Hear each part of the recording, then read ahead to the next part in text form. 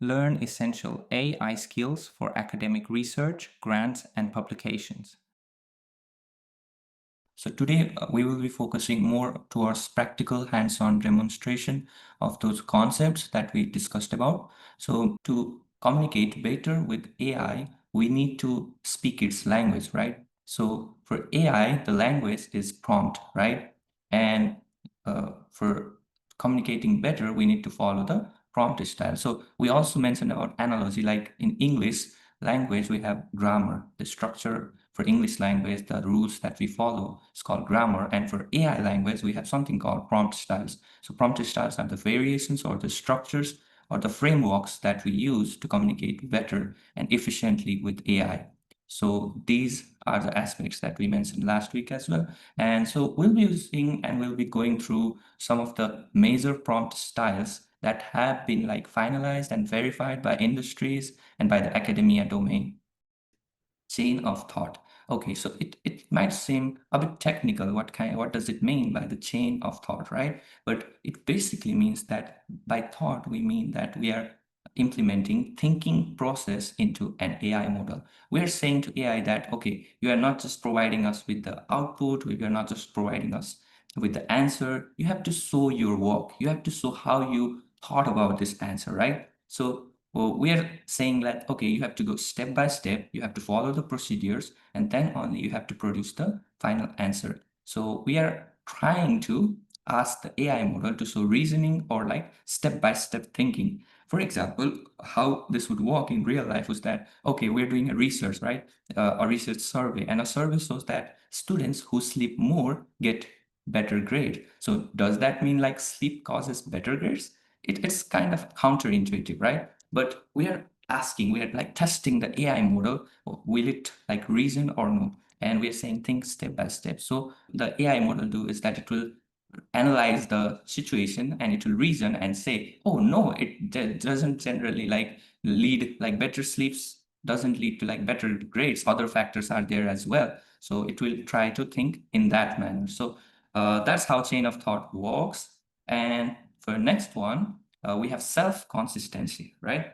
So self-consistency is kind of similar like the chain of thought, but in chain of thought, we asked AI to showcase us the step-by-step process that it took to generate an answer. But in self-consistency, what we are doing is that, okay, we are asking now the AI to generate multiple reasoning paths. Okay, you are providing me any output, right? But we are saying to AI that, okay, what might be the possible alternative reasoning path, right? The multiple reasoning path. Think of a problem in various lenses or various perspectives, right? So that is called self-consistent prompt, right?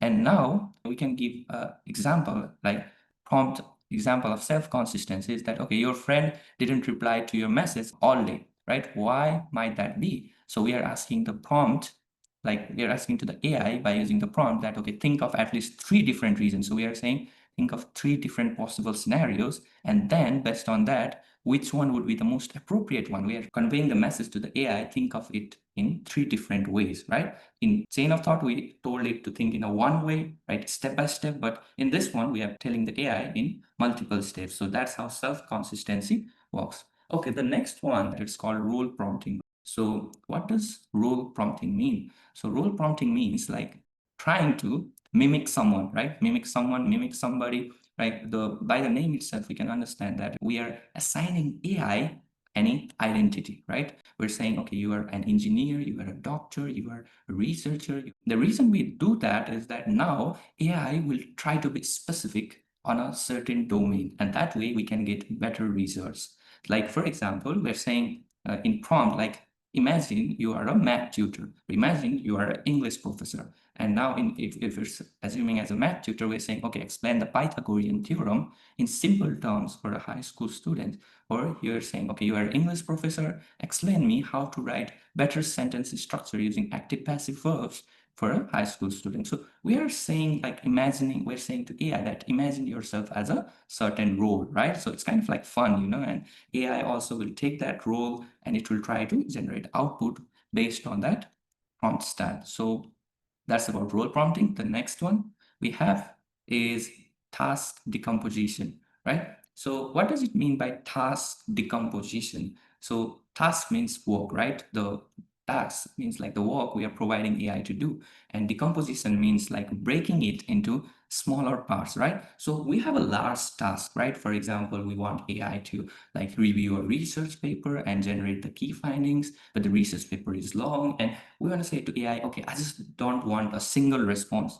I want like step-by-step response, but you have to like break this task into smaller parts, manageable steps before solving it. So we're saying like, for example, let's give an example, plan a research project on climate change, right? So what are the essential projects that are like, what are the essential steps or smaller tasks that need to be done to complete a project on climate change? So we're saying it, okay, break it into smaller tasks and outline them step by step. So what AI will do is that it will break into small chunks of information. And from those chunks of information, it will try to generate a detailed outline review of that research project. So instead of tackling everything at once, we're dividing the task basically.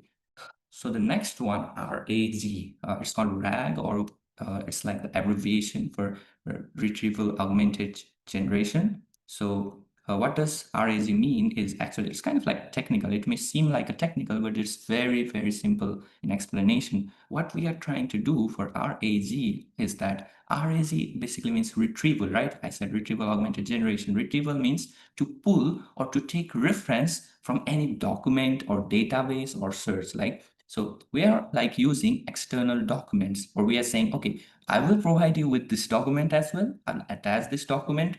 And based on this document, right, and with your own reasoning, AI, could you like generate something for me? So we're saying that, okay, you are not just using your own reasoning. I'm feeding something into you as well. I'm attaching a document. So RAG basically means like to pull something, right? To pull external knowledge.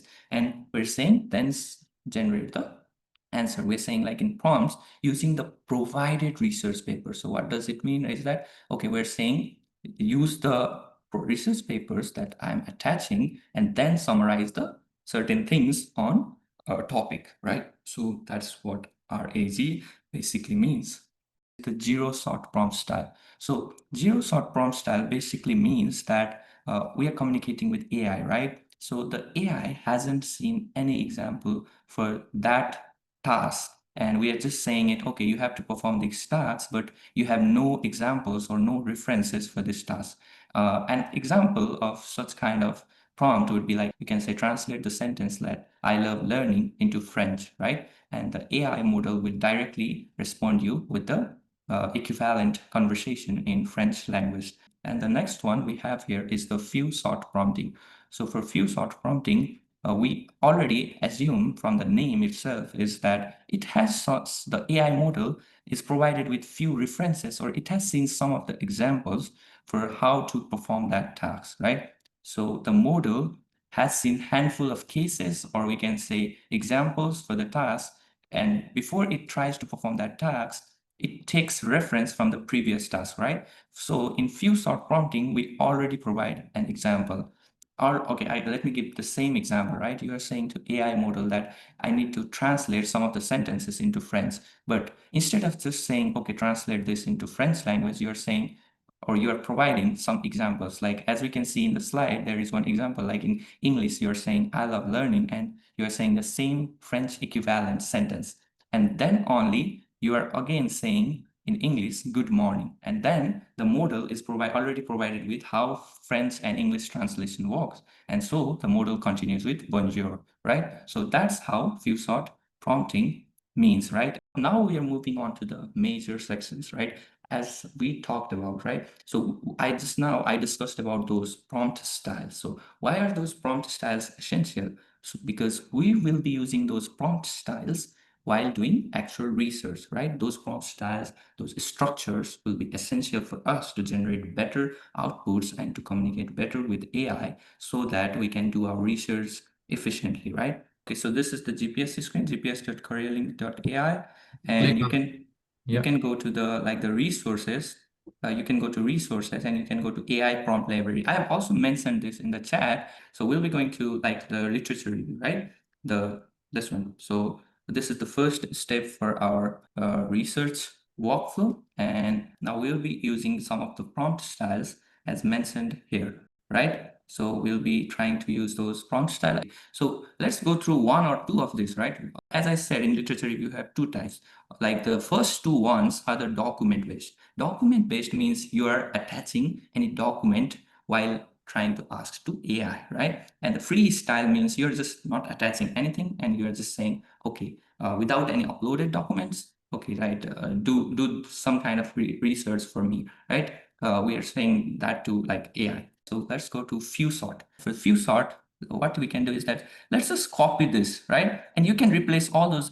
In here, we have clearly directed, right? You have to replace all those placeholders. What does placeholder mean? Yeah, it means that you can personalize according to your needs, right? The placeholders can be replaced. So you can replace all those, this pink type of text, and or you can say inside the big bracket, right? It's inside the big bracket, and you can make it in your own way for your own domain, for your own research project. So that's what prompt book is, right? It's like the curated book. And once you like get hands-on with the like be comfortable with this book, you can try it for your own uses, right? So let's try the first one, right? So let me just type some of those similar domains and paste it over here, right? So what we can do is that I will just try to copy it and type it real quick, okay? And then, okay, so I'll type it and then let's paste it, right? So let's go to new one, right? New thread. And let's go to here and let me just paste it, right? So although I copied it from here, I used like I replaced all of those placeholders over here. You can do it. Like it will take time, of course, like 2 or 3 minutes to replace those, but like you can do that, right? And for this one, it's really important because we're saying document based, right? And we have to understand the prompt as well. You cannot just copy and paste and try to like figure out the answer. You have to like understand what it's doing. So we're saying that, okay, we are providing it abstracts and we're of course attaching it documents, and we're saying, okay, type 1 abstract is like this, right? And type 2 abstract is like this, right? And we have in this same format create a simple but like a longer abstract for the target paper, right? So our target document will be titled with access to technology in higher education in developing countries. So we are trying to generate a summary or like abstract based on that, right? Now we need to attach the documents, right? So for our case, let's just attach the second and the third document. So I'll be going to local files. I don't think you'll be okay, so you're able to see that, right? So let's just attach the second and the third one, right? I'm attaching both of them at once. You can do it like manually, attach both of them. So you are trying to attach two documents, right?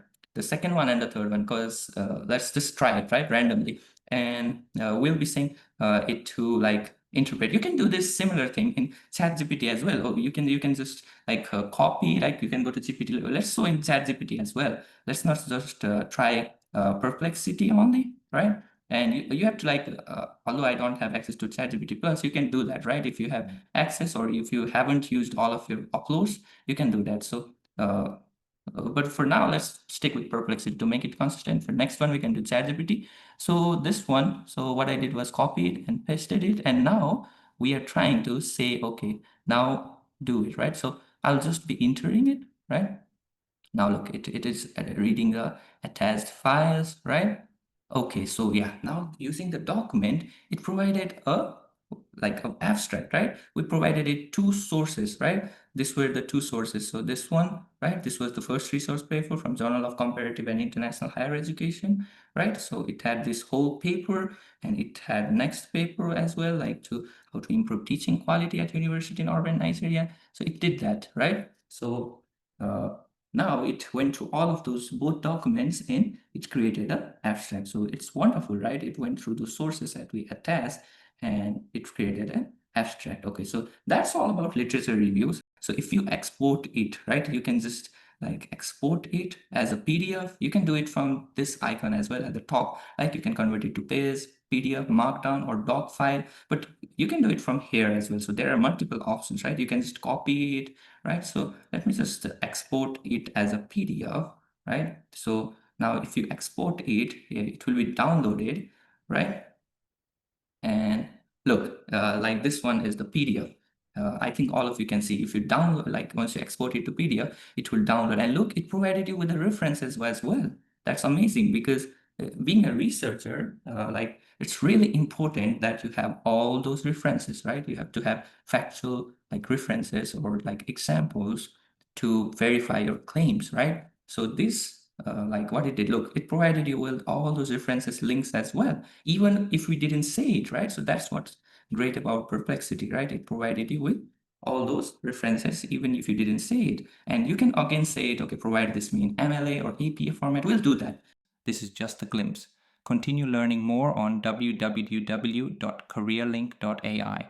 Begin your AI learning journey today.